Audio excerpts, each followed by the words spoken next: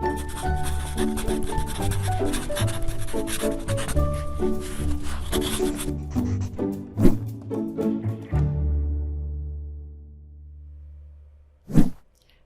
I'm Sarah Fry. Welcome to PaTTANpod. When going through a challenging time, you might ask yourself, should I stay or should I go? The context and implications of this question are really significant in the field of education, especially now as employee retention is a priority for local education agencies all across Pennsylvania. Today on PaTTANpod, we'll learn how educator perseverance plays a role in educator retention. In alignment with Pennsylvania's dedication to attracting, preparing, and retaining educators, especially practitioners in special education, joining us today from Shippensburg University is Dr. Alison Mellott. Nice to have you. Thank you. Thanks for having me. So this idea of retention and perseverance, I want to focus first on perseverance. Okay. In the field of education, how would you define that? So I think perseverance in education is just like perseverance everywhere else. It's really the ability to look at hard things or face hard things and say, you know what, I'm going to keep going. I've often told my children and my students, just keep the phrase in mind, this is hard, but we can do hard things. Mm-hmm. And when educators are able to kind of keep that mantra going, they're able to just keep persevering in the field. So I love that. I just wrote that down. This is hard, but we can do hard things. Yeah, yep. How would you relate school or program climate to an educator's perseverance? Is perseverance something that I've got it, or are there factors that might influence or affect how much perseverance I have? So there is a personal element to it. So people who have a more positive outlook generally across kind of all areas of their life. So if you're somebody who sees the glass a little bit more half full than you see it half empty, there's a better chance that you're going to persevere in not just in education, but in anything that you kind of encounter. Angela Duckworth calls it grit. Like when you have that grit, you're able to kind of keep going. In education, though, we know that school climate is actually a stronger predictor of teacher perseverance than individual teacher traits.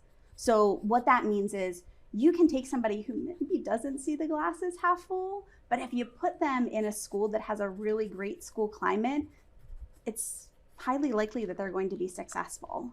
If you put somebody who maybe sees the glass as half full and they just have a more positive outlook, but you put them in a school that has kind of a negative context or climate, then they're still going to struggle despite kind of those personal protective factors.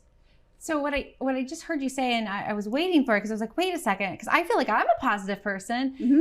But you're saying even still, if I'm in a negative or challenging environment, that will kind of outrank or outrule what I'm bringing in with me. Yep, yeah, and you might last a little bit longer, but it's still going to be difficult, and you probably aren't going to make it to kind of traditional retirement age, which is where we really want teachers to decide to leave the field. So going back to glass half full, okay. Now that we know that, right? So it doesn't have to be, if we focus on creating a positive climate, that will support all teachers. Yes. No matter what they're coming in, with a personality trait or a background. Yeah. So let's focus on the positive. What can school and early childhood administrators do to really create that positive environment to impact and help support educators? Yeah, so there are a lot of different things that we can do. But I think the first is really focus on relationships, specifically relationships between teachers. So one of the reasons that teachers choose to stay is because of the relationship that they've developed with their coworkers. Teachers cite relationships with students as a primary driver, but they really talk about relationships with coworkers as the reason they stay in the same school. So like if you're a second grade teacher, you can go to another school district and be a second grade teacher there and still have great students, but you can't take the second grade teacher that's across the hallway that you co-plan with you.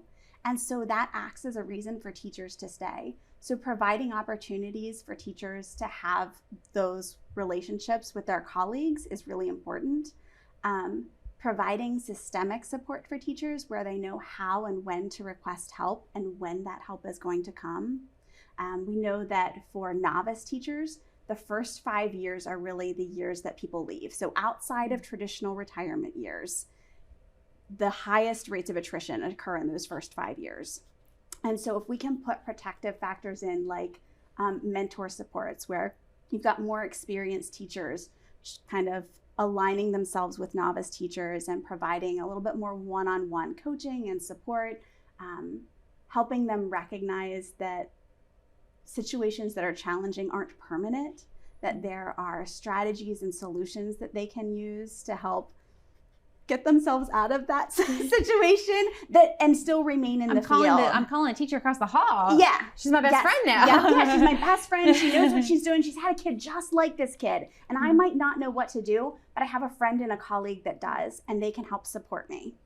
And so by providing opportunities for those things, we really help support teachers. And then also seeing teachers as leaders.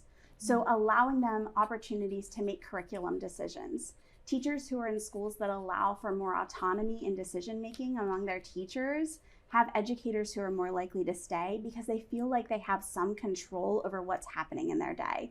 They're not just on this island by themselves with people telling them this is what you need to do. They're actually saying, look, I have some control over this. And if I don't feel like I have control, I have somebody I can contact for help and support. So I'm in awe. Okay. You are a glass half full person. I can tell, just like me. And I mean, most days. Yeah. Well, you can get through hard things. Yeah. You told me. I wrote down 3 things that I want to circle back on because I know we went through them pretty quickly, and there may be some questions or listeners and viewers might be thinking, oh, I wish you would have told me a little bit more. That's what I need. So I heard you talk about, number 1, building relationships and supporting practitioner to practitioner or collegial relationships. I also heard you talk about valuing and supporting teachers in leadership capacity. Yes. And then I also heard you talk about making sure that teachers, 1, have a way to ask for help and understand that and are able to use it.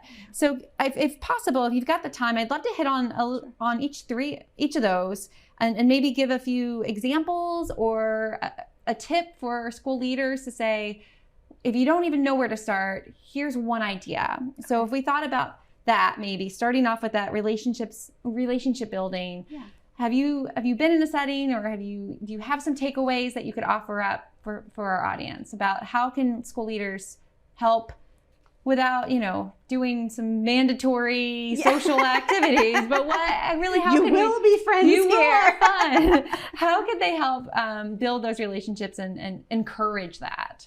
So I think some of it is allowing teachers time to interact with each other. And that can be like, if you have a mandatory staff meeting, that you're going to have a mandatory staff meeting every month, take 15 minutes of that meeting and have it be a time where teachers can bring problems that they've encountered and make sure it's a safe space where teachers can say, hey, I'm really struggling with this right now.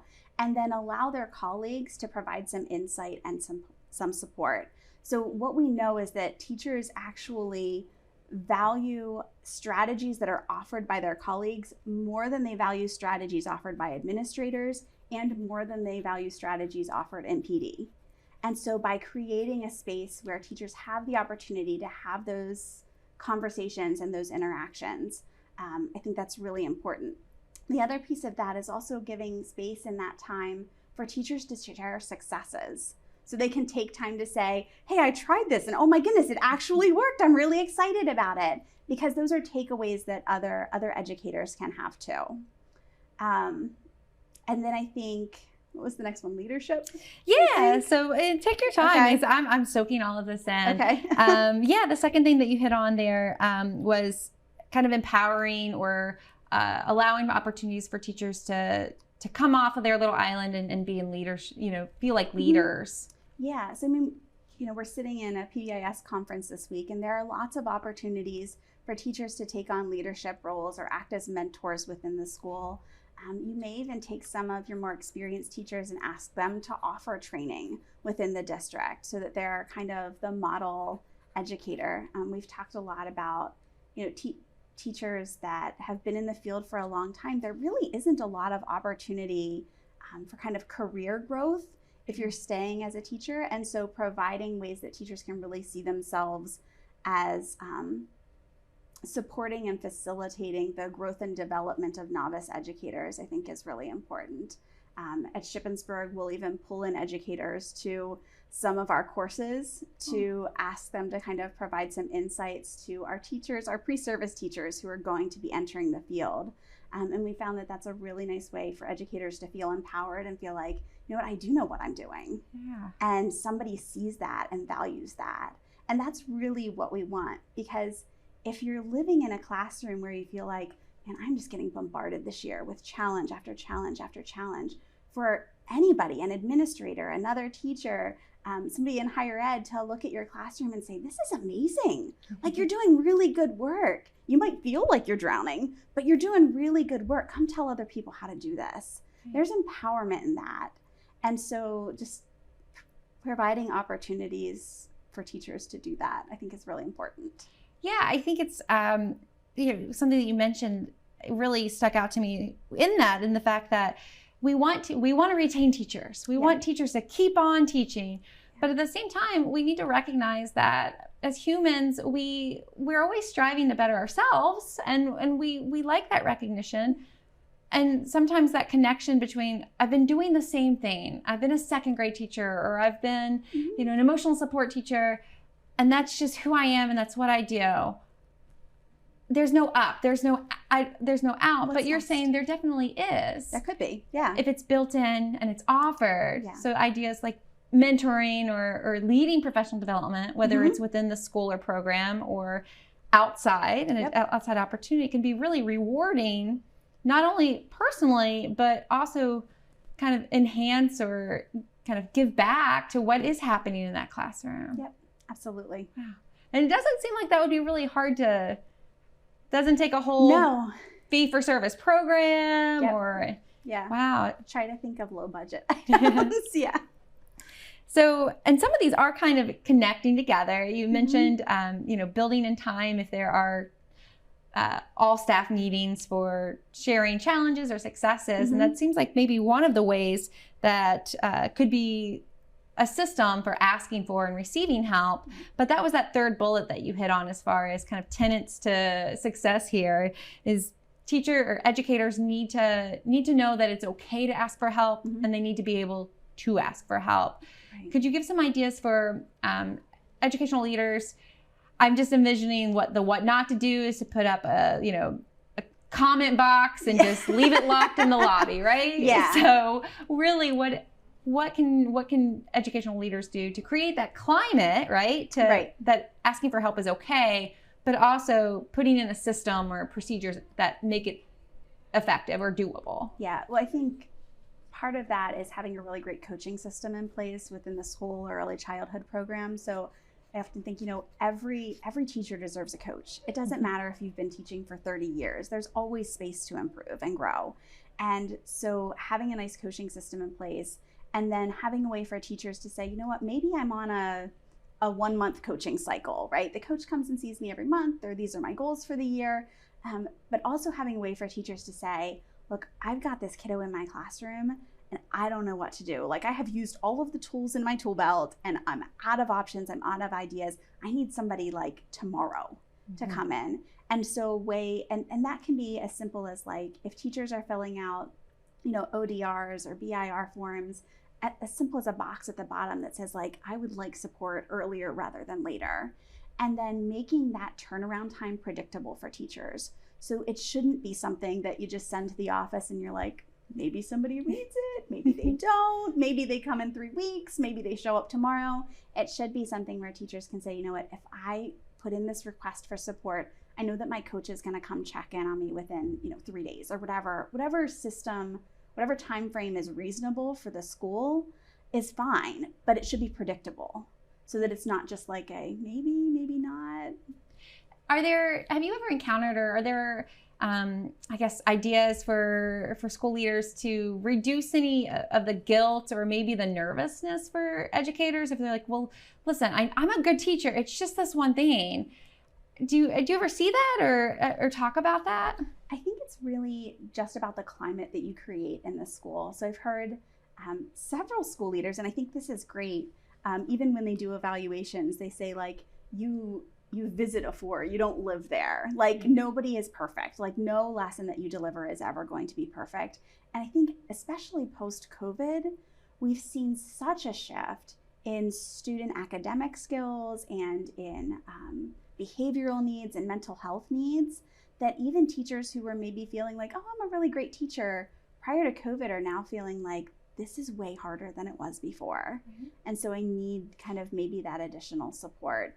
And by creating a climate where it's okay to ask for help, like, and part of that comes within that coaching role. So your coach shouldn't be your supervisor. It's really hard to go to your boss and say, I don't think I'm very good at this. You know what I mean? It's a lot easier to go to a coach who's coming alongside you, who doesn't necessarily have that supervisory role, to go to them and say, I'm really struggling with this. Can you give me some ideas or some strategies? Yeah, I love that you threw that in there too, because it is a community effort within a school or program, but there are maybe some definitive lines or roles that are more effective than others. And so having that coach be separate from a supervisor position is important. And you can have a supervisor who would probably be a wonderful coach who maybe wants to create that environment, but there is still just kind of this underlying barrier or tension there, that people aren't as comfortable asking for support from somebody who's supervising their work. So tons of good ideas. I hope our audience they're able to pick up on some of this like I have been. Now you've said it before, I'll repeat it. It's okay to need help.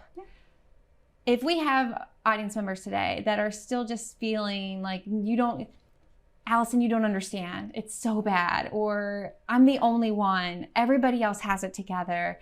If somebody out there is in a classroom or in a setting and they really are doubting themselves and what the challenges are in their situation, what ideas or advice do you think you could offer?